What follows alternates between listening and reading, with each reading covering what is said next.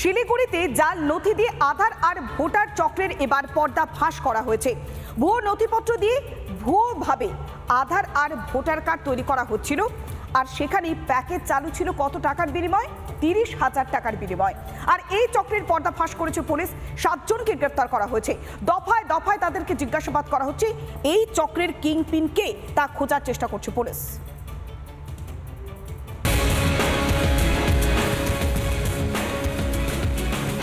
একদিকে রাজ্যে দেদার অনুপ্রবেশ, আর সেই অনুপ্রবেশকারীদের জাল নথি দিয়ে আধার ভোটার পাইয়ে দেওয়ার ব্যবসা চলছে রমরমিয়ে।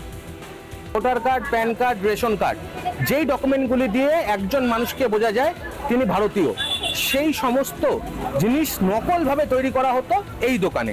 স্টেশনারির দোকান, এই ধরনের জিনিসপত্র সামনে রেখে চলতো জাল আধার কার্ড তৈরির যে প্রসেস, সেই প্রসেস। স্টুডিও, এই স্টুডিওর আড়ালেই চলতো জাল আধার কার্ড তৈরির রমরমা কারবার। এই ধরনের প্রিন্টার আমি একটু দেখানোর চেষ্টা করছি।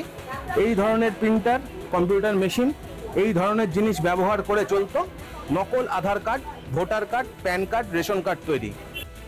চিত্তরঞ্জন সরকার, ষষ্ঠী মণ্ডল, টিটু দাস, বিশ্বজিৎ রায়, মঙ্গল সিংহ গৌতম, হরিকিশোর রায়, আবেশ গুপ্তা। শিলিগুড়ি কমিশনারেটের বিশেষ বাহিনী এসওজি কিছুক্ষণ আগে এখানে অভিযান চালিয়েছে। পাশাপাশি ভক্তিনগর থানার বাহিনী এখানে ইতিমধ্যে তদন্ত চালাচ্ছে। ভেতরে পুলিশ তাদের যে সমস্ত কাজকর্ম তারা করছে, তল্লাশি চালানো হচ্ছে।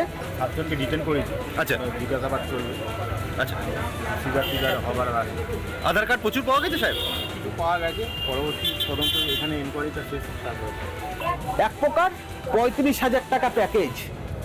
35,000 টাকা তুলে দিলে যে কোনো ব্যক্তিকে ভারতীয় নাগরিক তৈরি করার জন্য যা যা ডকুমেন্ট দরকার সমস্ত ডকুমেন্ট তৈরি হতো এই দোকানে।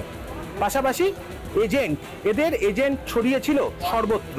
টাকা নিয়ে জাল ডকুমেন্ট বানিয়ে দেওয়ার যে প্যাকেজ, সেটা একটা চক্র এরকম ধরা পড়েছে, সেটা অবশ্যই খুব চিন্তার বিষয়।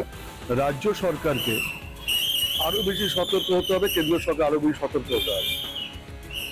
এখানে রাজ্য সরকার বর্তমানে আমরা যারা দেখছি ভোটটা রাজনীতি করছে, দেশের নয়। এক প্রকার গ্রাহক সেজেই এই দোকানে অভিযান চালিয়েছে তারা।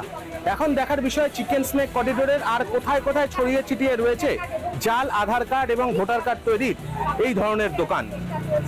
শিলিগুড়ি থেকে রণজিৎ বোস, রিপাবলিক বাংলা। গত বছর ইলিশের খোরা যায়, বিগত বছরও ঠিক একই রকম, আর যার ফলে মৎস্যজীবীদের কাছে একটা হতাশার বার্তা বয়ে এসেছিল।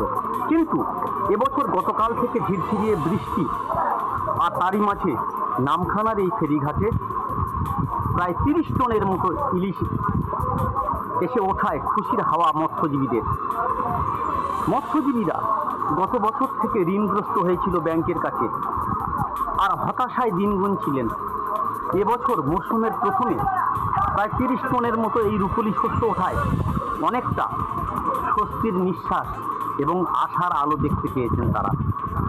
যেমনই আড়তদারদের মুখে হাসি, তেমনই হাসি মৎস্যজীবীদের, তেমনই হাসি ট্রলার মালিকদের। আর ইলিশ পিপাসু বাঙালিদের তো খুশি হওয়ার কথা। আগামী দিন আরও কত ইলিশ হতে সেটা দেখার অপেক্ষায়। রিপাবলিক বাংলার জন্য বরুণ হালদারের রিপোর্ট, দক্ষিণ 24 পরগনা। নানা ধরনের কন্টেন্ট দেখার জন্য লাইক করুন, শেয়ার করুন আমাদের ফেসবুক পেজ, সাবস্ক্রাইব করুন আমাদের ইউটিউব চ্যানেল। পাশাপাশি অন্যান্য ব্রেকিং নিউজের জন্য অবশ্যই চোখ রাখুন রিপাবলিক বাংলায়।